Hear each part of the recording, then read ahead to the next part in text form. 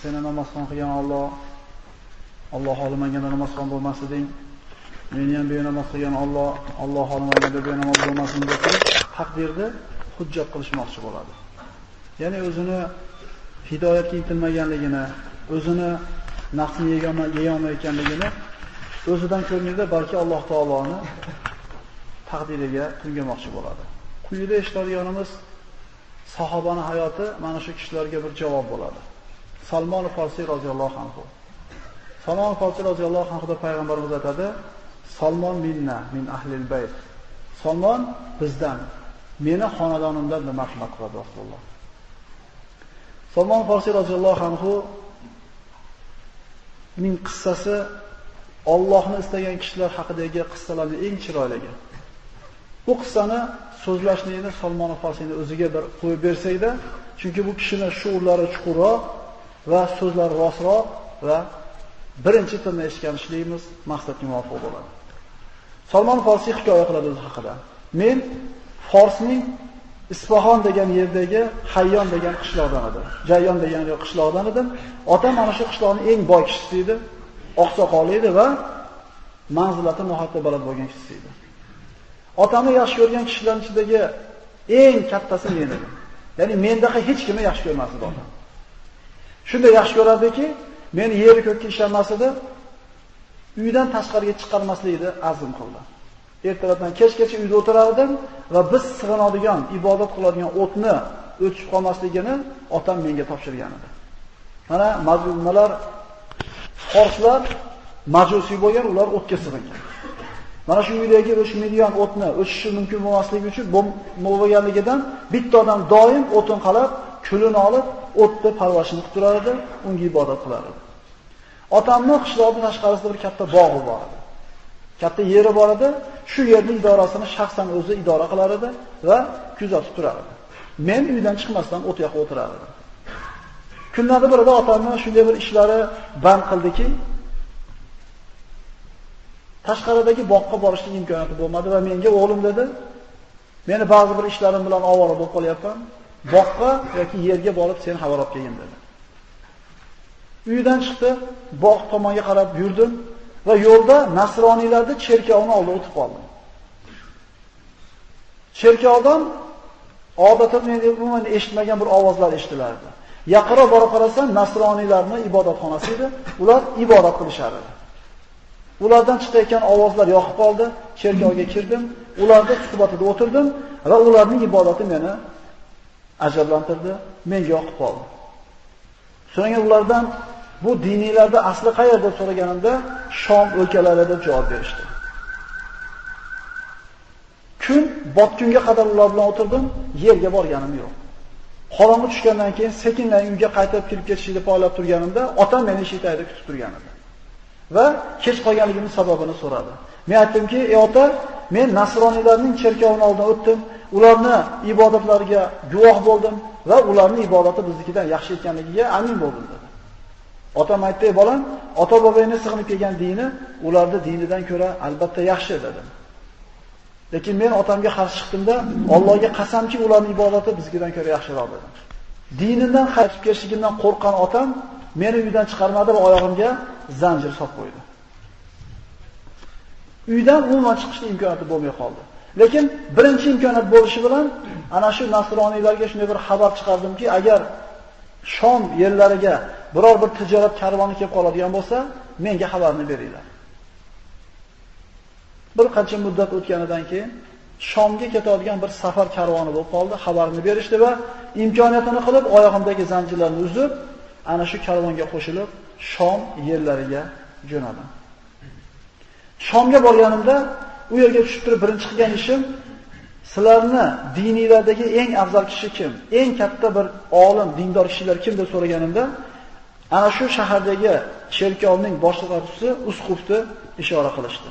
Uni oldiga bordim va men sizlarni diniylarga, nasroniy diniga kirishlikni azm qildim. Agar ruxsat bersangiz, sizni xizmatingizda bo'lay.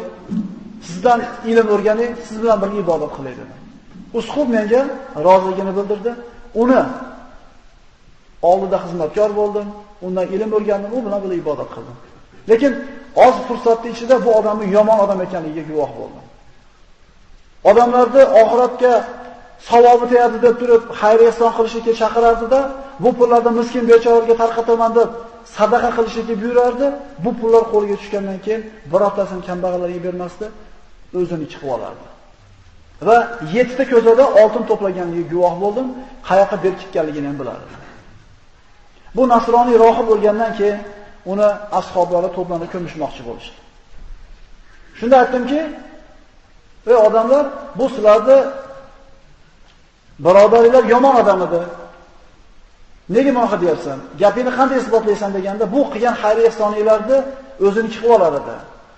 Gapingni isbotlaysanmi deb so'rashganda, ana shu 7 ta ko'zadagi oltin berkilgan joyga ko'rsatib qo'ydim. Ular oltinlarni olishdi va aytishdiki, Allohga qasam, biz uni hargiz dafn qilib ko'mmaymiz. Uni miqqa qoqib, jussasini tikka qilib, toshbo'ron qilib tashlashib yubordi. Uni o'rniga bo'lgan boshqa bir rohib keldi va uning xizmatida bo'ldim va uni yaxshi odam ekanligini ko'rdim. Alloh qodir qilgancha uni xizmatda turganimdan keyin unga o'lim soatlari yetdi va unga qarab turib, sizdan keyin men kim etagini ushay? Sizdan keyin kimga bir meni vasiyat qilasiz deganimda, Mosul degan joyda falon ismli rohib bor.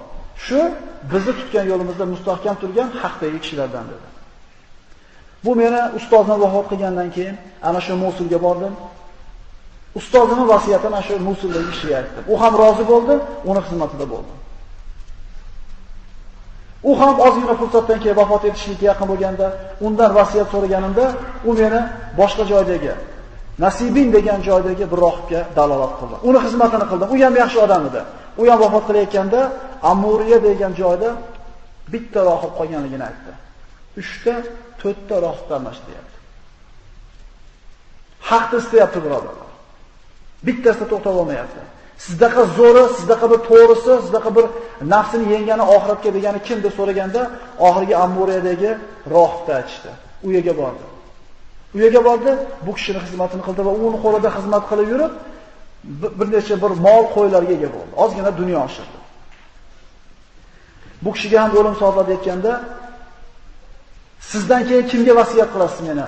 Kimi etagini ushay dedi. Shunda mana shu kishi aytdiki, Allohga qasamki, haq yo'lda turgan mendan boshqa biror kishi qolmadi. Dunyoga berilib ketdi hammasi. Kimga tavsiya qilishdi, kimga vasiyat qilishdi bilmayman sizni. Lekin arab yerlaridan Ibrohim payg'ambarning dinini, shariatini ko'tarib chiqadigan bir payg'ambar chiqadigan zamon keldi. Uni qanday qilib topaman? U bir qancha belgilari bor dedi bu rohib. Tavrotda, Injilda payg'ambar Muhammad Mustafa sollallohu alayhi vasallam kelishi haqida alomatlar bor edi. Hijrat qilish haqida, payg'ambarimizning ismi, qiladigan ishlari haqida bir belgilar bor edi.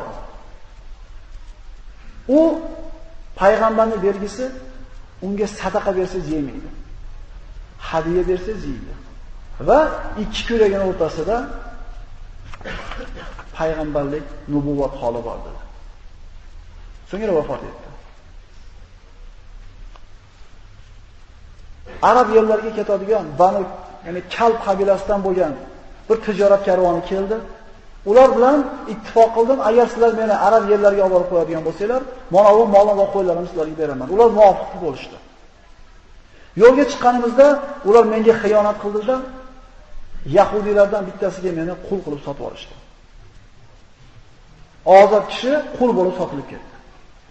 Bu ana shu Yahudiy uyida xizmatga bo'lib yurarkanman, tez orada Qurayza qabilasidan, Banu Qurayza, Madinadagi Banu Qurayza Yahudiylarning qabilasidan bo'lgan bitta amakisini olib keldi. Men unga sotib oldim. Shunday qilib Madinaga borib qoldim. Birodarlar, haqni istasa, qul bo'lsa ham Alloh taolo nima qilyapti?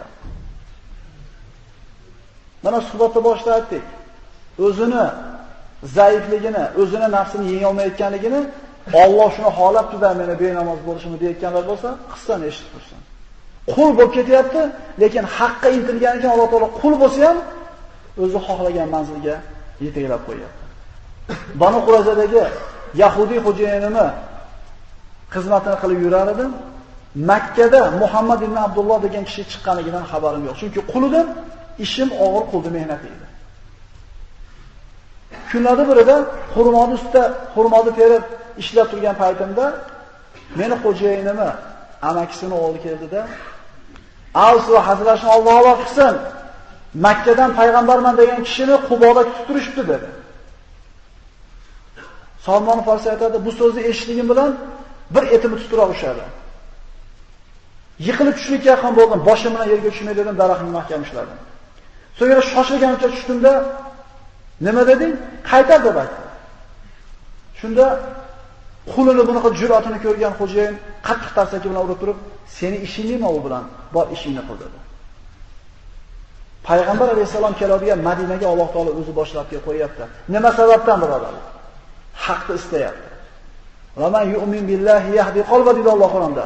Kim Allohga iymon keltirsa, Alloh albatta uni hidoyat qiladi dedi. O'zi inson Allohga iymon keltirgandan keyin, Alloh taolo hidoyat qilgandan keyin iymon keltiradi. Shundaymi? Alloh hidoyat qilsa, ine namozga qilasiz. Alloh hidoyat qilsa, ine la ilaha illalloh deb aytasiz. Bu oyatga qaraydigan bo'lsa, kim iymon keltirsa, keyin hidoyat qiladi deydi. Bizning nazarimizda almashib qolganga o'xshayapti unda. Unaqa emas, almashmagan. Kim Allohga ishonib, Allohni rozi qilaman deb birinchi qadamni bossa, Alloh ine ikkinchi qadamini bostirib qo'yadi. Siz bir so'm sarflang, Alloh taolo qalbingizni yumshatadi, 2 so'm sarflaydigan qilib qo'yadi. Siz bugundan boshlab bomdod o'qiyman deb 1 marta 2 marta o'z yengib chiqing, Alloh peshinga yetalab qo'yadi. Siz birinchi qadamni bosmayotgan bo'lsangiz. Hadis huzurida keladi. Men bandani gumonidaman deydi. Men tomonga qarab bir qadam bossa, meni rozi qilaman deb bir qadam bossa, bitta ish qilsa, men unga qarab 2 qadamda bosaman deydi Alloh. Men tomonga qarab yursa u banda, men u tomonga qarab yuguraman deydi. To uchrashib yaxshi ko'rib qolaman bandani. Bu hadis qudusiy. Endi bir bandani yaxshi ko'rib qolsam, gapiradigan tili o'zim bo'laman. Ko'radigan ko'zi o'zim bo'laman. Ishlaydigan qo'li o'zim bo'laman, bosadigan oyoq o'zim bo'laman. Nima degani bu? Agar siz Alloh tomonga qarab qaram bossangiz, Alloh sizni yaxshi ko'rib turib, ko'zingiz bo'lganligi, Alloh harom qilgan narsani ko'rganda ko'zingiz yerga qaraydigan bo'ladi. Allohni rozi qiladigan narsani ko'rganda xursand bo'ladigan bo'lib qolasiz. Hijob olganini ko'rganda g'ashingiz kelmaydi. Yoshlarda mashqqa kelayotgan ko'rganda ichingiz o'yilmaydi. Qo'lingiz Alloh rozi bo'ladigan ishlarga boradi, harom ishdan o'zi tiyiladi. Shu sizni Alloh hidoyat qilganligini belgisi. Bu kishi Allohni haqni istab chiqdi, qul bo'lsa ham Madinaga kelib qo'ydi Alloh taolo, payg'ambarni topsin deb. Payg'ambarimiz Muhammad alayhisalom Madinaga kelgandan keyin ana shu aytilgan alomatlarni tekshirmoqchi bo'ldi. Bir qancha xurmoni oldi. Payg'ambarimiz sahobalarning o'tirgan joyiga keldi. Men sizlarda solih kishiliklarni ko'rib turibman. Ichingizda muhtoj bechoralar ham bor ekan. Mana mendan sizlarga sadaqa yeb qo'yinglar dedi. Payg'ambar alayhisalom olinglar dedi. Sahobalar yedi, payg'ambar alayhisalom yemadi. Men aytdim, bu birinchi alomat. Ertasi kuni xuddi o'sha xurmoni olib keldi. Qarasam siz sadaqa yemaysiz ekan. Mana mendan hadiya sizga dedi. Payg'ambarimiz o'zi edi, birodarlarga yegizdi. Demak, payg'ambarimiz hadiya qaytarilmaydi. Hadiya kichkinami, kattami, sendan hadiya olaman deb deyilmaydi. Rasululloh musulmon bo'lmagan Salmondan hadiya desa nima qilmayapti? Qaytarmayapti. Tahabbu degan Rasululloh. Bir-biringizga hadiya qilinglar, bir-biringizlar o'rtalarida ulfatchilik, muhabbat paydo bo'ladi. Bu ikkinchi alomati dedi. Endi uchinchi alomat qoldi. Payg'ambarlik holi. Payg'ambarimiz sollallohu alayhi vasallam Jannatul Baqiy qabristonida bir sahobani ko'mishlikka to'planib turardi. Ustida 2 qavat yaxtagi bor edi. Yoki qalada bir qavat yaxtagi bor edi. So'ngra orqasiga o'tdimda, ko'rishib turib, orqasiga o'tib turib, shuncha bir ko'rishlikka harakat qildim, lekin ilojim bo'lmadi. Shunda Rasululloh ko'rdida, maqsadimiz shunday yaxtagini shuni payg'ambarlarni ko'rsatdi. Haq payg'ambarni topganligini 3-alomat shu edi. Shunday borib o'tib, hollardan o'tib payg'ambarimizni quchoqlab shahodat kalimasini aytdi. Forsdan majusiy bo'lgan bir qancha nasroniy domlarda almashtirib kelgan kishi oxiri haqni, islomni payg'ambar sollallohu alayhi vasallamga topdi. U kishi Alloh tomoniga qarab birinchi qadamda bosdi, Alloh olib kelib qo'ydi payg'ambarning oldiga. Allohni rozi qilaman deb birinchi qadamda bosdi, Alloh taolo o'zi hidoyat qilib qo'ydi bu bandasini. Salmon Farsi Forsdan edi, lekin Abu Bakr Qurashiy bilan Rasulullohning huzurida bir xil hurmat e'tiborga loyiq. Bu islom. Bir millat ikkinchi millatdan, boyni kambag'aldan ajratmaydi. Rasululloh sollallohu alayhi vasallamning huzurida bu sahobalar teng qiymatga, teng mavqega ega bo'lgan.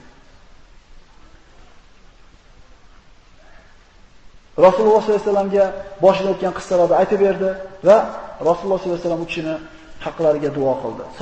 Salmon Farsiga Alloh taoloning rahmati bo'lsin ikki dunyoda. Chunki bu zot Allohning hidoyatiga birinchi qadamni o'zi tashadi va Alloh tomonidan marhamatga, rahmatga ega bo'lgan bo'ldi. Siz bilan bizga bu sahobalarning qissalaridan ibrat olishni hammamizga nasib qilgan bo'lsin. Assalomu alaykum va rahmatullohi va barakatuh.